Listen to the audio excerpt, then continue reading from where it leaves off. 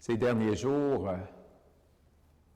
je pensais à cette page d'Évangile que j'allais proclamer pour la messe de ce dimanche et pour vous qui êtes virtuellement présents avec moi pour ce temps de prière. Et je pensais à toutes les catéchèses, les enseignements que j'ai reçus sur cette page d'Évangile, les disciples d'Emmaüs. Je pense entre autres au Père Yvan Mathieu qui aime bien enseigner, nous faire réfléchir. Et finalement, que ce soit lui ou d'autres, permettent que cette page d'Évangile, la rattacher à nos vies de chaque jour. On peut dire que certainement cette page d'Évangile est utile pour nous rappeler que justement la parole de Dieu qui est proclamée, c'est pour notre vie, c'est une nourriture. Et vous qui participez à l'Eucharistie depuis des semaines sans communier, bien, j'espère bien que la parole de Dieu vous nourrit d'une manière ou d'une autre. On dit souvent la table de la parole, bien, en tout cas, vous y goûtez plus que moins ces jours-ci. Oui, la parole de Dieu nous est donnée. Et les disciples d'Emmaüs, au soir de Pâques, ça nous rappelle plein de choses. D'abord, ce qui est beau, certainement, c'est de nous rappeler que le Seigneur marche avec nous sur la route.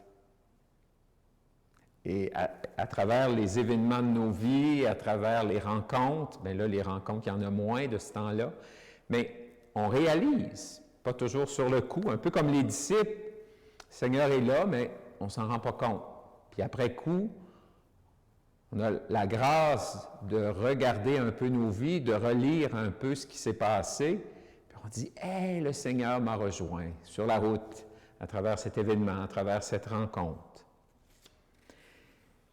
Certainement que la page d'Évangile d'aujourd'hui nous rappelle cela.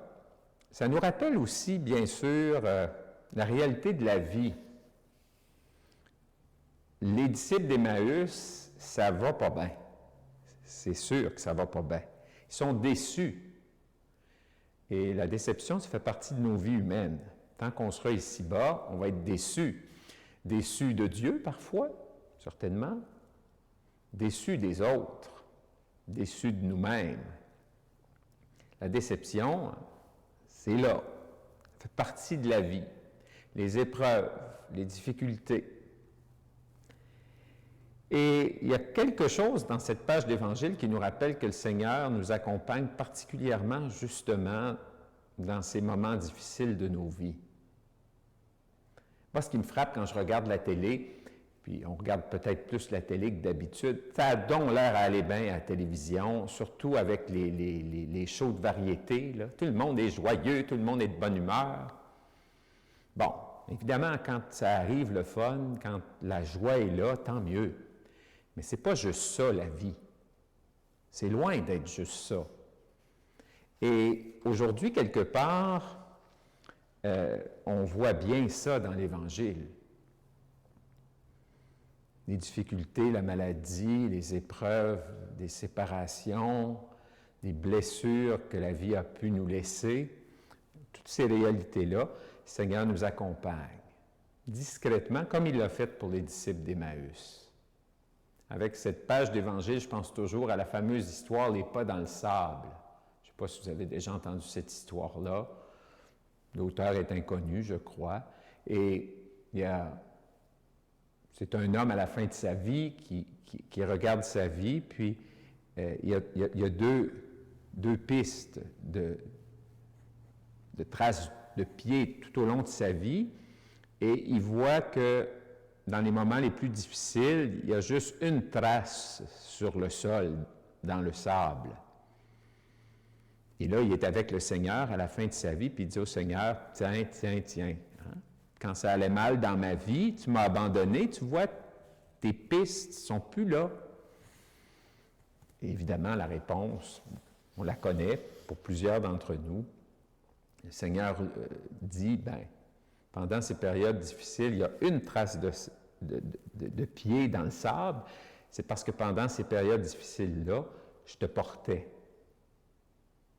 Bon, c'est presque trop beau pour y croire, mais vous et moi, on a assez vécu pour savoir justement que le Seigneur nous accompagne sur la route. Oui, la parole de Dieu nous ouvre à la bonne nouvelle de Jésus-Christ. Et on a fêté hier l'évangéliste Saint Marc.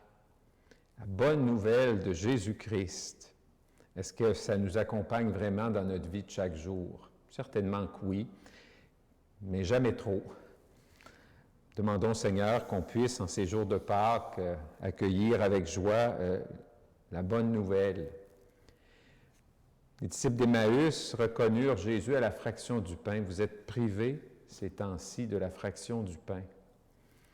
Et souhaitons que ce temps puisse mettre en vous le désir de revenir, quand ce sera possible, à la célébration eucharistique pour reconnaître dans ce morceau de pain le corps du Christ vivant et ressuscité. On a comme besoin de ça pour être capable ensuite dans notre vie de chaque jour de marcher et de reconnaître la présence du Seigneur dans nos vies. Oui, prions les uns pour les autres, que cette bonne nouvelle de la résurrection du Seigneur nous accompagne aujourd'hui et toujours.